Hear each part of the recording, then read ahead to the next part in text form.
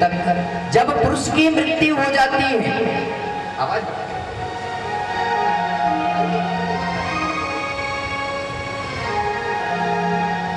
पत्नी रोए गेट तक, बेटा रोए मरघट तक। जब इंसान की मृत्यु हो जाती है तब उसी के शरीर को घर में 1 घंटा भी रुकना भारी पड़ जाता है। क्यों? इंसान जो अब है वही तो तब है। बस क्या हमारे शरीर से निकला? पूरा शरीर हमारा है एक जैसा, लेकिन निकला क्या निकला हमारे शरीर से? जब हमारी आत्मा निकल गई तो मिट्टी का शरीर घर वाले भी जानते हैं ये मिट्टी का शरीर है, इसको मिट्टी में ही जाना है, फिर भी हम इस शरीर के लिए कितना प्रयोग करते हैं। फिर दूसरी बात, इसी शरीर के लिए पुत्र की हम जो कामना करते हैं, अगर पुत्र सपूत निकल आए तो ये शरीर भी हमारा, मुक्ति भी हमारी हो जाएगी, तृप्ति भी हमारी हो जाएगी। और अगर पुत्र कपूत निकल आए तो यही शरीर हमें जलाने के लिए 1 गज जगह भी नहीं मिलेगी। महाराज ने बहुत समझाया संत जी को, आत्मदेव जी महाराज जी को, और कहा कि बेटा ये संसार है, अगर तुम्हें किसी को पुत्र मानना है तो गोविंद को अपना पुत्र मानो, कन्हैया को अपना बेटा मानो। क्यों? भगवान ये कहते हैं कि तुम मुझे भगवान बन करके ही मैं पूजूंगा। भगवान ये नहीं कहते कि तुम मुझे भगवान के रूप में पूजो। भगवान जैसे ये कहते हैं, जैसे तुम्हारे घर में 10 मेंबर हैं तो उसमें हमारी भी गिनती लेकर के चलो, क्योंकि मैं भी तो तुम्हारे घर का एक हिस्सा हूं। जैसे तुम अपने पति की सेवा करती हो, ऐसे आप हमें पति से, प्रताप रूप से पति समझकर हमारी भी सेवा करो। आपका पति आज नहीं तो कल आपको छोड़ के चला जाएगा, लेकिन मैं तुम्हारा साथ जिंदगी भर नहीं छोड़ूंगा। आज महाराज जी को बहुत समझाया कि महाराज सिर्फ इसी कामना के लिए पुत्र की आलसा हम करते हैं। अब भी तुम्हारा मन है पुत्र की कामना के लिए,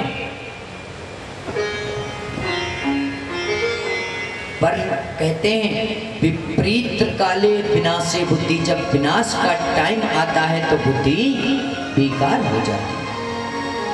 आज इधर आत्मदेव जी महाराज ने एक ही रट लगाई, महाराज मुझे पुत्र चाहिए। महात्मा समझने लगे ब्राह्मण बड़े हटीले होते हैं और ये तो वैसे भी कर्मकांडी संत हैं, इनसे तो पैर करना भी बेकार है। महाराज जी ने आज उनको एक फल दे दिया और कहा अपनी पत्नी को दे देना। जैसे ही पत्नी के लिए फल दिया, अब आत्मदेव जी महाराज बहुत प्रसन्न हुए।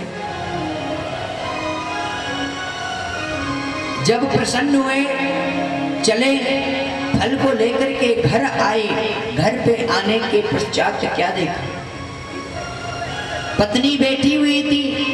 पत्नी को आवाज लगाई और कह दिया कि देवी इस फल को आप श्रवण कर लेना, ग्रहण कर लेना, हमारे घर में एक सुंदर पुत्र होगा। लेकिन पत्नी उनकी ऐसी कहाँ थी जो पतिव्रता धर्म निभाने थी।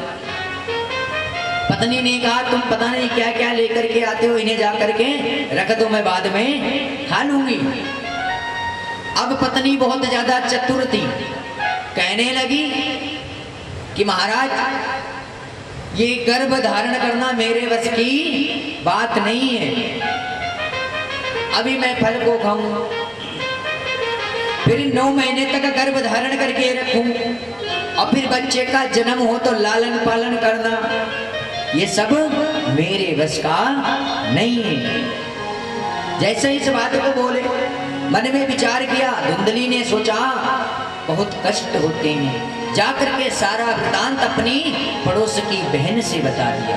ध्यान रखना, पत्नी जो होती है कभी पेट में बात नहीं रोक सकती। स्त्री अपने पेट में बात नहीं रोक सकती है, सच है। भागवत में प्रणाम है, लिखा हुआ है। और कोई पत्नी कह दे, कोई माताएं बहनें कह दे कि मैं रोक लेती हूँ, नहीं रोक सकती है। कलयुग है, कलयुग का प्रभाव सब पे है। अब जाकर के तुरंत अपनी बहन के पास पहुंची और कहने लगी, बहन। बहन ने बोली, हाँ बहन बताओ। कहने लगी, बहन एक काम कर दो मेरा। बहन ने कहा, हाँ दीदी बोलो। कहने लगी, देखो तुम्हारे 4 पुत्र हैं और 5वां पुत्र तुम्हारे घर में होने वाला है, और मेरे घर में सिर्फ कोई नहीं, हम 2 ही हैं, और हमारे पास धन बहुत है और तुम्हारे पास सब कुछ है, पर कोई खाने वाला, सब कुछ है पर खाने वाले मेरे वहां कोई नहीं है, लेकिन तुम्हारे पास कुछ नहीं है तो वहां पर खाने वाले 1000 लोग हैं। जैसे ही इस बात को कहा, दी बहन बोला कि दीदी आप कहना क्या चाहती हो? तुरंत कहने लगी पत्नी कि बहन मैं ये कहना चाहती हूँ, जब तुम्हारे घर में संतान का जन्म हो जाए तो आप एक काम करना, एक पुत्र को मुझे दे देना और उसके बदले में मैं तुम्हें धन बहुत सारा दूंगा। जैसे इस बात को बोले तुरंत ही बहन ने कह दिया ठीक है। और आज इधर समय व्यतीत हो गया, जब पड़ोस की बहन के वहां पर घर में जन्म हुआ लाला का, तुरंत उस लाला को अपने हाथ में ले लिया और जो फल था उस फल को गौ माता को खिला दिया था। आज उसी लाला को लेकर के आकर के अपने पति से कहती है, सुनो जी मेरे सुंदर पुत्र का जन्म हुआ है। जैसे इस बात को बोला, पति बहुत प्रसन्न हुआ। समय व्यतीत होने के बाद 6 महीने बाद जो घर में गौ माता थी, उन्होंने एक सुंदर पुत्र को जन्म दिया, जिनके कान गौ जैसे थे और पूरा शरीर मनुष्य जैसा था। और आज इधर ठाकुर जी की कृपा से दोनों बच्चों का नामकरण हुआ। लेकिन पंडितो ज्ञानी, गोकर्ण जी जो थे, गोकर्णो पंडितो ज्ञानी, गोकर्ण जी महाराज ब्राह्मण विद्वान योग्य संत थे।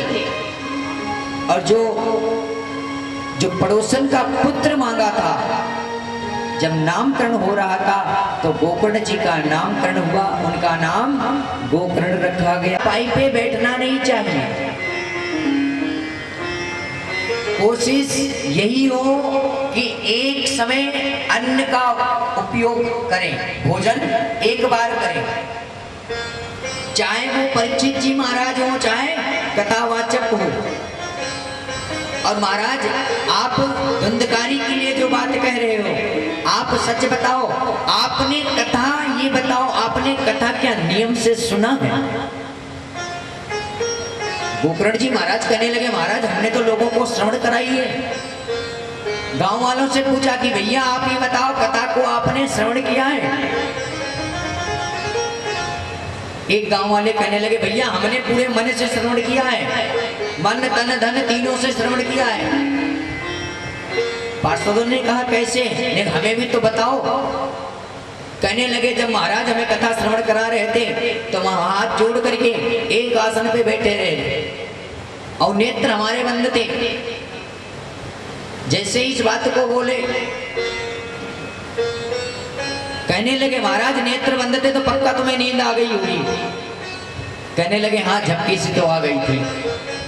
कहने लगे तो आप बताओ कथा मन के साथ में और नेत्रों को बंद करके कैसे कथा श्रवण करें?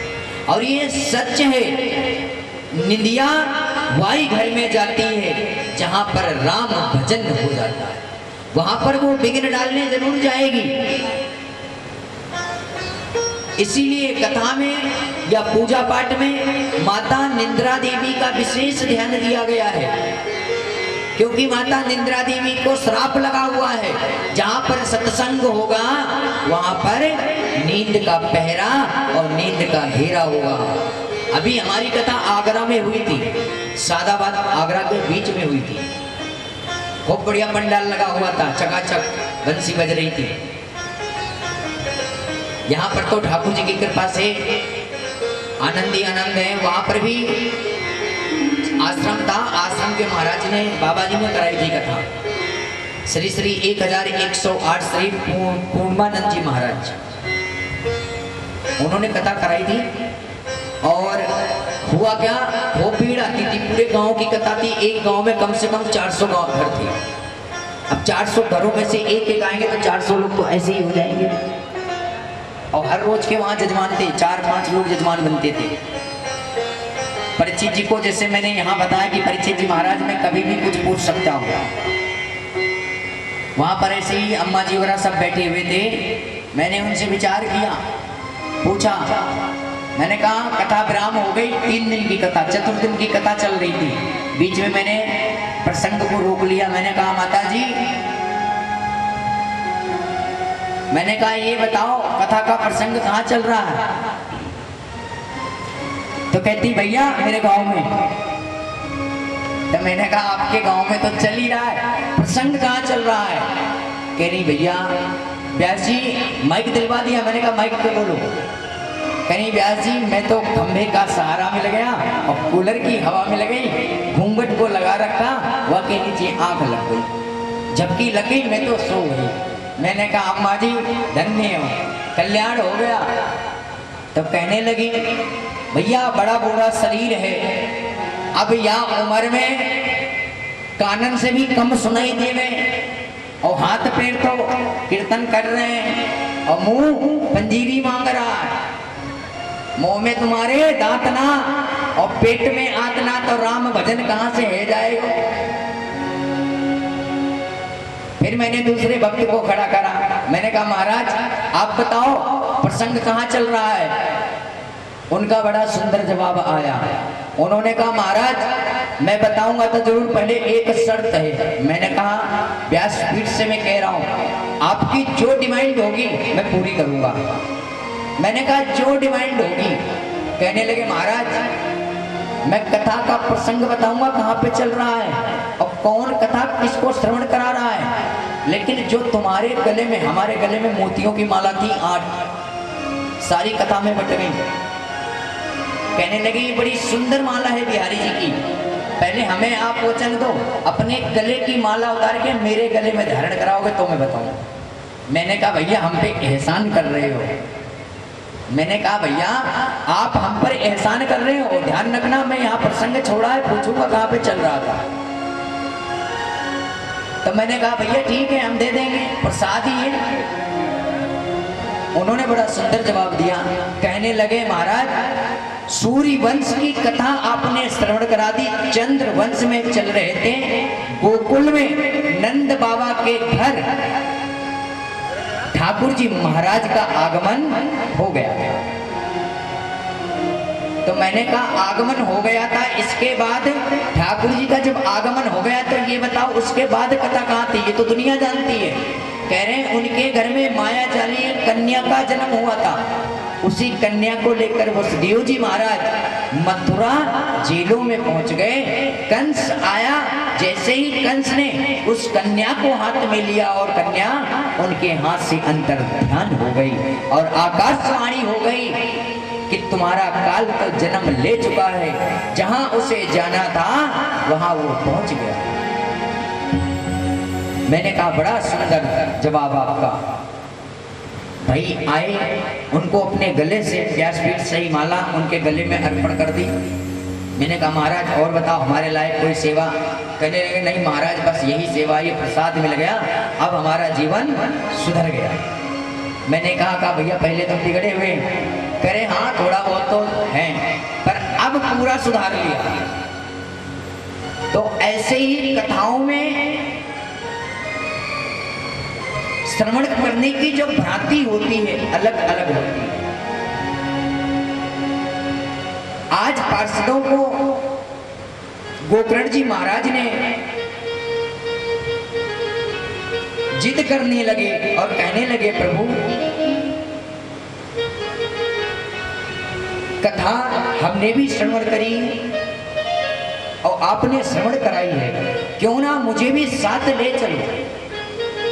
लेकिन पार्षदों ने मना कर दिया और कहा, आपने कथा श्रवण कराई है, भक्तों ने कथा श्रवण करी है, और जो मन एकाग्रचित्त लगा करके कथा को श्रवण करता है उसी को मुक्ति धाम प्राप्त होता है।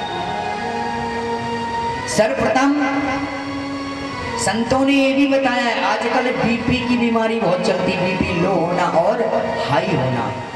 कहते हैं अगर लो बीपी हो जाए तो नींद नहीं आती है, ऐसा होता है? हमारा तो है नहीं, बताओ माता जी, ऐसा होता है?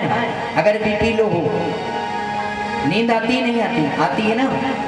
और अगर हाई हो तो नींद नहीं आती ना। तो जब हाई होता है बीपी तो आप याद रखना, कुछ मत करना, पूजा घर में बैठ जाना, तुलसी की माला ले लेना और कुछ मत बोलना, श्री ठाकुर जी के नाम का उच्चारण करना। आप व्यासपीठ से बोल रहा हूं, एक माला पूरी नहीं कर लोगे आपको नींद पहले घेर लेगी, क्योंकि श्राप लगा हुआ है। इसीलिए भजन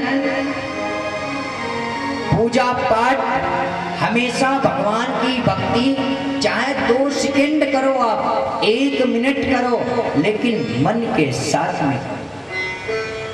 तुम्हारे पास कोई सामग्री नहीं है, फिर भी भगवान कहता मन की गति सबसे बड़ी गति बताई गई। आप अर्पण कर दो भगवान जी को कि भगवान जी मैं आपको स्नान करा रहा हूँ, भोग लगा रहा हूँ। एक सेठ जी थे, एक कथा बता रहा हूँ आपको। एक सेठ जी थे, बहुत कंजूस थे।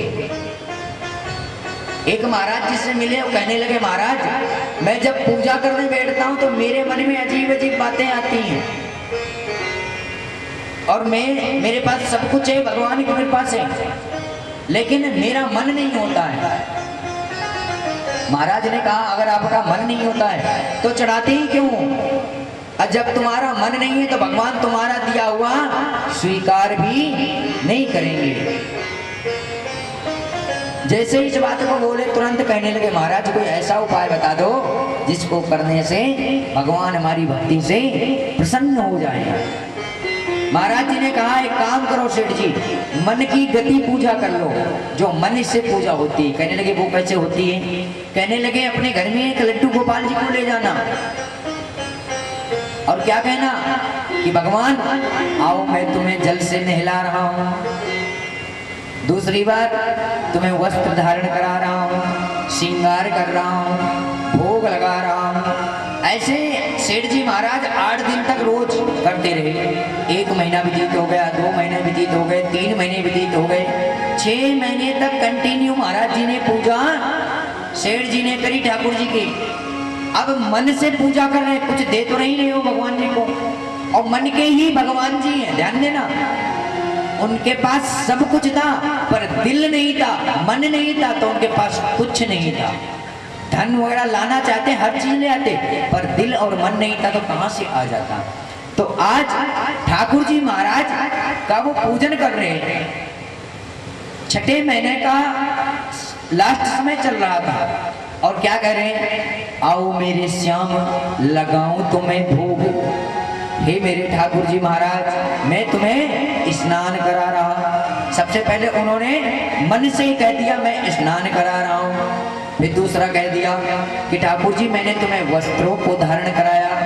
तीसरा कह दिया ठाकुर जी मैंने तुलसी की माला आपको अर्पण करी। चौथी बात कह दिया ठाकुर जी मैंने आपको भोग लगाया। ध्यान देना, जैसे कहा कि ठाकुर जी मैंने आपका भोग लगाया, अब सेठ जी के मन में तो चिंता आ गई कि मैंने ठाकुर जी के आगे मन की पूजा से कह रहे हैं भोग लगाया है, दूध रखा था, लेकिन मुझे ऐसा लगा कि दूध में चीनी ज्यादा है।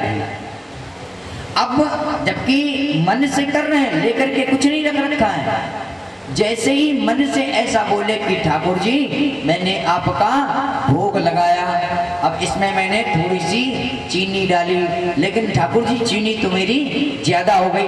और जैसे ही ठाकुर जी की कृपा से सेठ जी ने चीनी को निकालने के लिए अपना हाथ बढ़ाया, तुरंत मेरे बांके बिहारी प्रकट हो गए और ठाकुर जी का, सेठ जी का हाथ पकड़ लिया और कह दिया, सेठ जी लाए तो कुछ नहीं, ना तुमसे मैंने कुछ मांगा, तुमने अपने हृदय की मन की गति से हमारा ध्यान और पूजन किया, उसमें भी तुमने कंजूसी दिखा दिया, उसमें से भी तुमने निकालने की कोशिश करी। सेठ जी ने कहा, प्रभु मैं धन्य हो गया, मेरे भाग्य खुल गए, जो आज साक्षात मेरे सोने मेरे नारायण का प्रकट हो गया।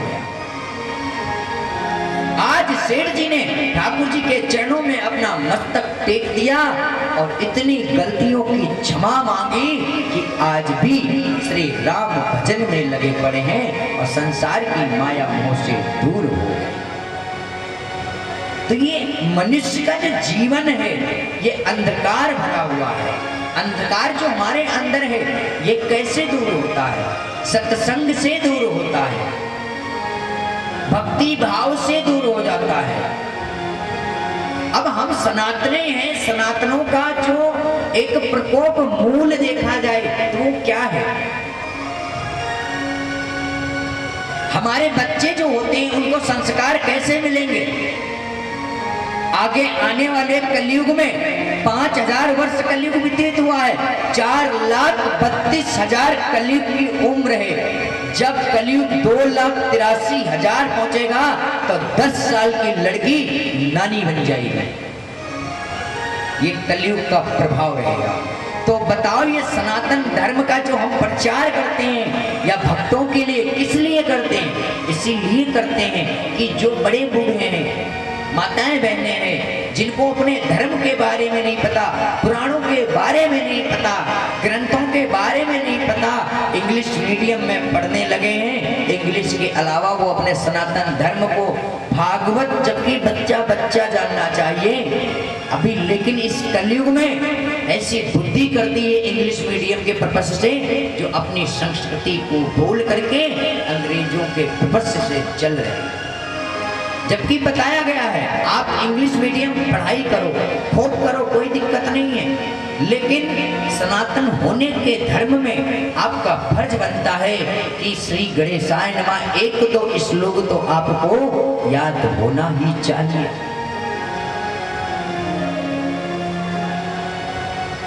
तो ये क्या है? ये सनातन धर्म है और सनातन धर्म में जितना भी प्रकट हुआ है वो श्री ठाकुर जी के शरणों से ही है।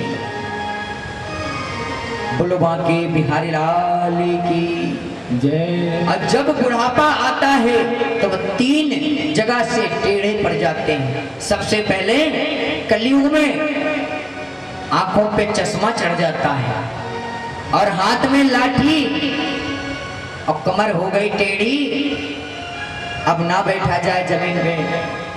जब जमीन पे बैठा नहीं जाता तो राम भजन कैसे हो पाता? तो भजन करने का मूल तात्पर्य क्या है? कभी भी करो, कोई जरूरी नहीं है कि जब हाथ पैर तुम्हारे कीर्तन करने लगे, मुंह में दांत ना हो तो राम का तुम नाम लोगे तो राम का नाम तो निकलेगा नहीं। जब तुम्हारे दांत होंगे नहीं, जब मुख में हवा रुकेगी नहीं तो राम तो निकलेगा नहीं, मरा निकलेगा। क्या निकलेगा? मरा। तभी भजन कभी भी करो तो इसका कोई टाइम नहीं होता। और एक चीज, इस कलयुग में आप पूजा पाठ कितना भी कराओ, जो फल आपको सत्संग से जल्दी प्राप्त होगा वो पूजा पाठ कराने, यज्ञ हवन कराने से फल प्राप्त नहीं होगा। क्यों?